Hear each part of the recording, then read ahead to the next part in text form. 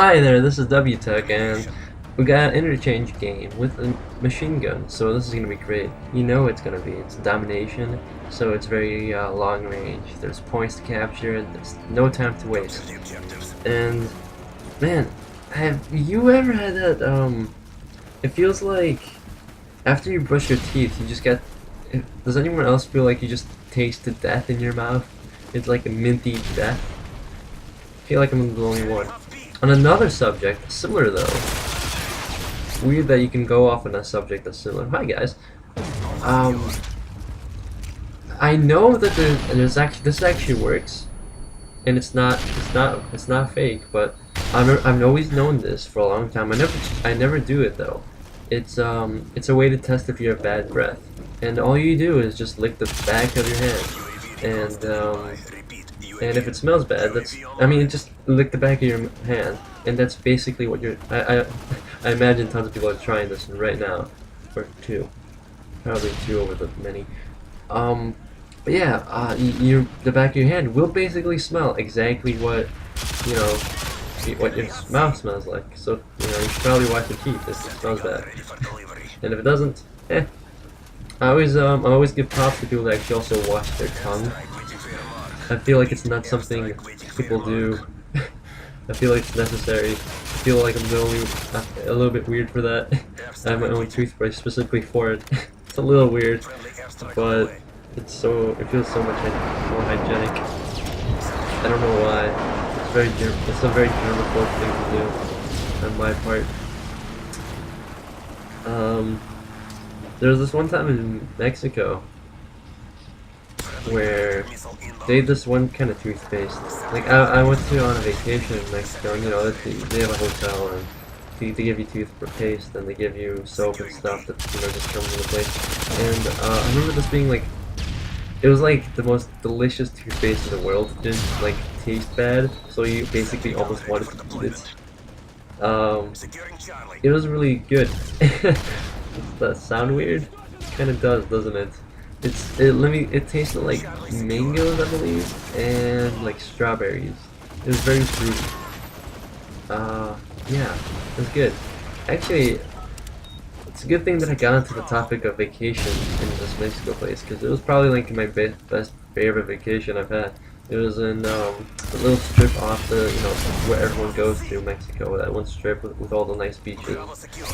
Supposedly there's supposed to be sharks there, in that one little gulf, but I wouldn't really know. I'm not good with geography.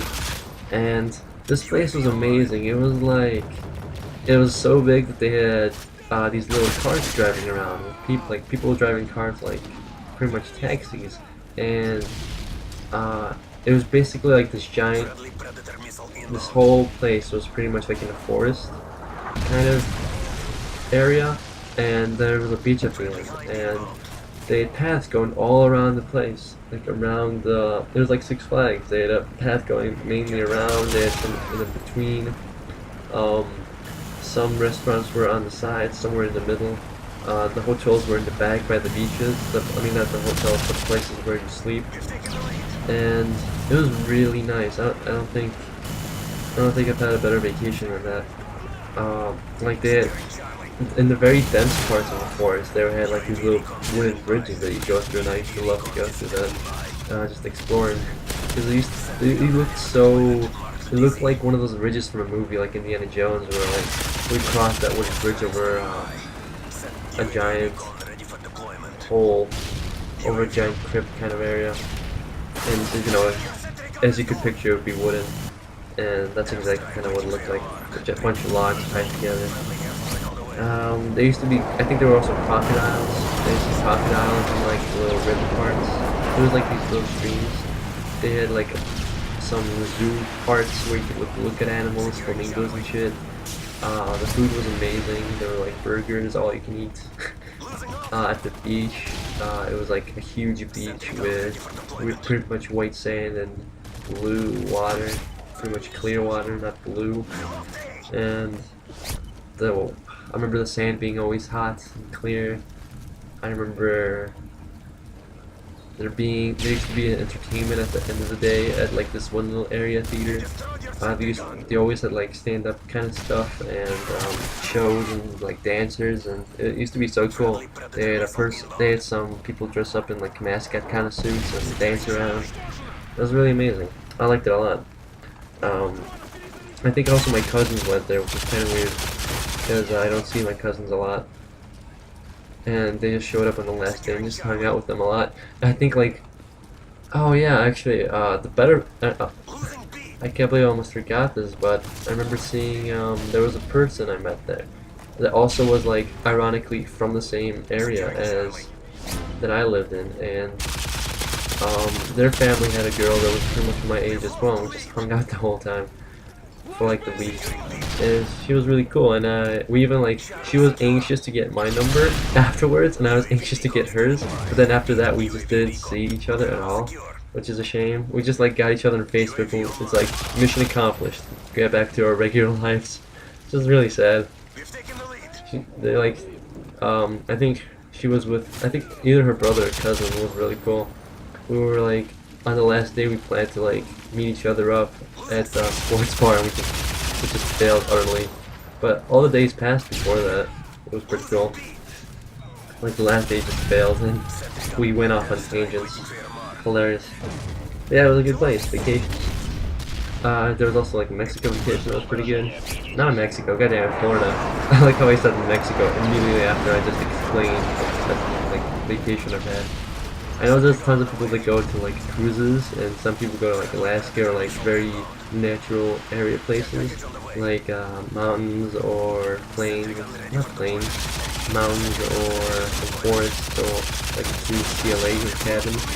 But I've never really done that, so I wouldn't actually be able to relate. It doesn't seem really that fantastic unless I was with like a bunch of people that I knew. If I was just with my family, that'd be a little weird. I think there was this one time when like I was also with my cousins in this like little cabin. It was a big cabin. It wasn't a little cabin. It was cool. There was like there was a hammock. Best part. There was a hammock. They had game consoles, and it looked really cool. It seemed like something you'd see in a movie about surviving. It was very survivalistic. Actually, I had a good idea for a video game where, basically, just get this, it's like, you could basically alter, the whole point is, it's like Minecraft, a little bit, and very bad idea, but I've had this before Minecraft, like as a kid. I always wanted to go, like, on an open world, and all you have, it's kind of like, it's like Minecraft and Daisy combined. You put into an open world, but you have some starting items, and you could alter the world like in Minecraft to like, you know, get yourself started. And then there'd be like dungeons and monsters, kind of like dungeons, kind of like in a story of Dungeons and Dragons, where there's like villages and castles to explore. And basically, you would get some starter items like an axe, a shovel, maybe a canvas, and a lighter. And you'd go about. Maybe you would, like, the first thing you would do is make a shelter. You'd probably hunt a little bit, get some food. The hunting wouldn't suck. It would maybe be a little bit Call of Duty-ish, maybe, mechanic-wise in that regard. You just like shoot something with an arrow you find, or I don't know. I think it'd be very cool. For, like survival, you can meet people up. It would make sense to like not be able to kill people. There could also be like an area where it's like the wilderness where you could actually kill other people, but not like literally lose. Like you probably respawn if this was a good game, because most people hate like certain death, permanent death. I think if a game has permanent death, most people just fucking hate it. Like I know a couple of good games on Steam that just get fucking butchered because they hit permanent death, but it was like a really good game. It's not even permanent death, it's just kind of a gimmick, but they marketed it really wrong and people hate it because of that. So that's disappointing. And yeah, I think that would be an amazing game. I've had other ideas too, but not too many good ones.